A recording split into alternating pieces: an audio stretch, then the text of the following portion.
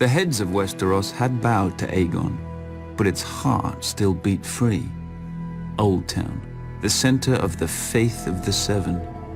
There dwelt the High Septon, the father of the faithful, who commanded the obedience of all Westeros, save the savages of the north and their old gods.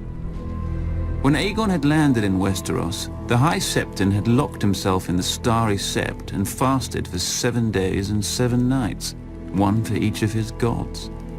All he received for his trouble was the divine wisdom that if Old Town took up arms against the dragon, the city would burn, faithful and faithless alike.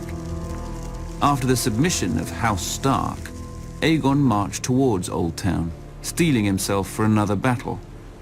But he found the gates open, with the High Septon welcoming him. The pious fool even had the arrogance to grant what Aegon had already won, and anointed the last Valyrian as Aegon of House Targaryen, first of his name, King of the Andals and the First Men, Lord of the Seven Kingdoms, and Protector of the Realm.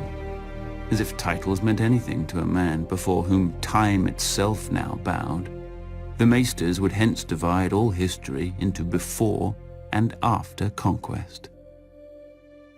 Most expected Aegon to stay and make Old Town his seat.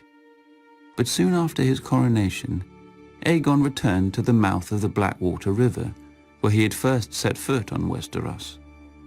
A small town had since sprouted around his primitive fort.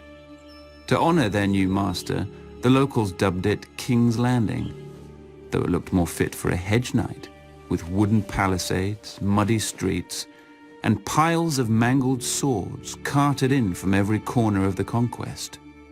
But when Aegon made it his court, wood became stone, black mud was buried beneath a red keep, and the collected swords of Aegon's foes were blasted by dragonfire and became a seat fit for the conqueror and the greatest dynasty this world has ever known. House Targaryen, my family, my throne. Or so it should have been.